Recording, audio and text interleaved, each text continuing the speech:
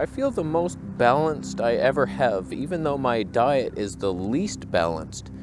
But I am trying to balance certain things on a carnivore diet. I always struggle with what is the ideal fat to protein ratio? What is the ideal salt to potassium? How about magnesium, calcium?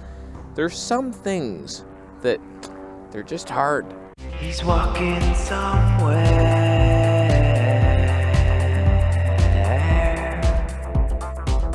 So here's the deal. If you're struggling on a carnivore diet, there's likely something you're either doing wrong or you haven't adapted yet. There's some imbalance happening and you might need to make some tweaks. If you're having diarrhea for like 4 weeks straight, you're eating too much fat. You're not digesting it. It's just coming right out of you. Back off a notch. Have a little higher protein to fat ratio. Then you'll get constipated. And then it's like, okay, I think that's okay. That's better. You're not like losing all your nutrients and your energy and you're just electrolytes. You're drained. I don't know. Is it better? I think in Chinese medicine, they say constipation is the better thing to have than diarrhea. Whereas raw vegan hippies, they would disagree. It's like, no, man. Get it out. Flush it out there. Juice fast. Let's go. Bowel blast 2000. Use my affiliate links. Actually, I am quite the hypocrite. There are links down below to the Zen cleanse. I'm basically doing that.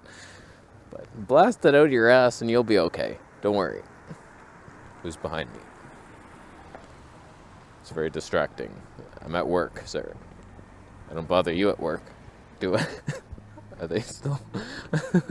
So I'm constantly playing around with my protein to fat ratio. It sounded like I was going to say playing around with my... That got sexual fast. So constipation to diarrhea is one aspect to protein to fat. But the other is also energy levels. Do you feel better in ketosis, pure ketosis running on fat all the time? Or do you feel a slight boost from the insulinogenic, that's the word, effect of protein? Your blood sugar raises a bit. Now you have a bit of insulin. You're growing muscle. Things are different when you eat more protein, whereas some are like, you want protein at the absolute minimal, all fat all the time, butter, lard. You're drinking fat. I don't know really how I feel. I think I feel better in the other category where we spike our blood sugar a little bit with meat sugar. But these are the things to play around with. Eat fatty meat, you should be okay, but a lot of our meat is trimmed of the fat. So whenever you buy this so-called fatty meat, like I get these lamb legs and there's like no fat cap on the thing. I'm like, what the hell is that? So it's like I have to add fat to it. It sounds unnatural. Oh, you would never get that much fat. Sheep are fat. In nature, mutton, don't quote me on this, but mutton is an older sheep that's allowed to actually live. That'd be nice. I've never seen it. That's a loud truck. You piece of loud shit. So, these mutton are very fatty. You would get tons of fat on animals that are allowed to live longer than a year and a half. Point is, it's something to think about and find your perfect balance. What I usually do is just cook fatty meat, but I also have my rendered fat on the side. And I'm just kind of trying to intuitively, do I want more fat or is it a protein taste I'm looking for? And I mix.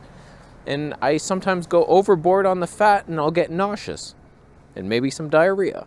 And then, okay, I back off that. And then I feel stronger and more energy eating higher protein, but then I never go.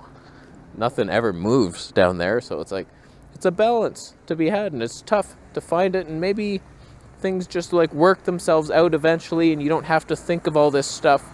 And you just eat fatty meat and your body knows what to do with the fat and you get so good. Your gallbladder grows 5 times its size and it could digest anything.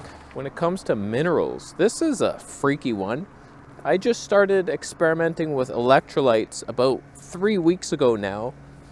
I don't think they're doing a damn thing for me, only making things worse. I still pee at night. The first 7 days I was like, I'm no longer peeing at night. It was the electrolytes. Now I'm peeing again. So I'm still having the electrolytes. So it's like, how much sodium do I need versus potassium? I should probably need none It should just be eat meat with no salt eventually and you're good. But I've fallen into the trap now where I'm trying to scientifically think of it. Okay, add these electrolytes, this much salt to the meal. Uh-oh, bit of magnesium in the electrolytes, a little extra bit. Oh boy, you can get lost quick. I'm still of the opinion that salt should not be really tinkered with, but we kind of need it for now to reach a balance, and eventually we won't need it. I feel like this electrolyte issue that I experience, which is the eye twitching, I might eventually need some plant to add in these minerals that I'm clearly lacking and not able to reproduce with powders. The electrolytes, it's just so unnatural. I hate the whole thing. Supplementing magnesium and then, calcium balance out of whack now. So add some more fish to have calcium. You'll never know the perfect balance. Whereas if you just ate normally, fruits, vegetables, meat, it would all take care of itself. But I have to heal the gut first. I'm not ready for the fiber. So right now I'm taking an electrolyte powder that I will not buy again, but I'm debating buying my own things to make it myself, like sodium bicarbonate with potassium bicarbonate, and then doing that in water, and then salting the food, and some magnesium sometimes. It's a stupid game.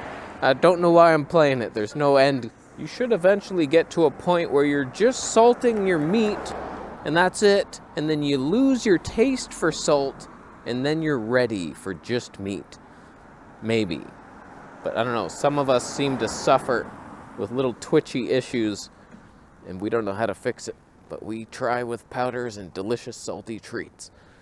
And they never work. But we push on together. The last mineral balance that might affect you, it affected me when I was keto last year. I started supplementing so much magnesium because I needed it to open those floodgates.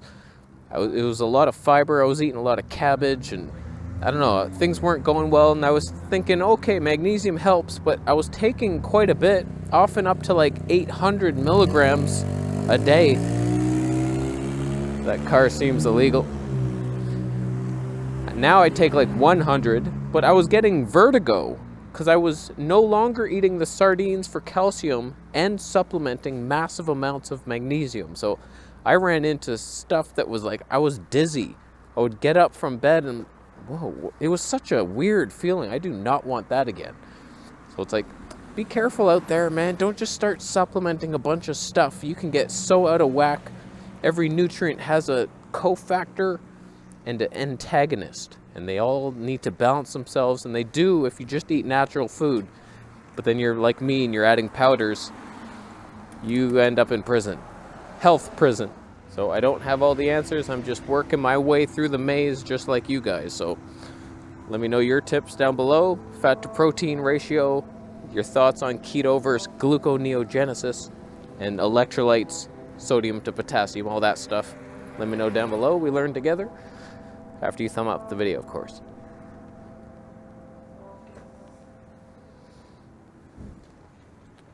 You could thumb it down if you're supplementing with manganese. I've never seen one person recommend manganese supplementation. I like to mix it with vitamin 7. It absorbs better. It doesn't exist. I'll go home. Subscribe for more videos. I'll send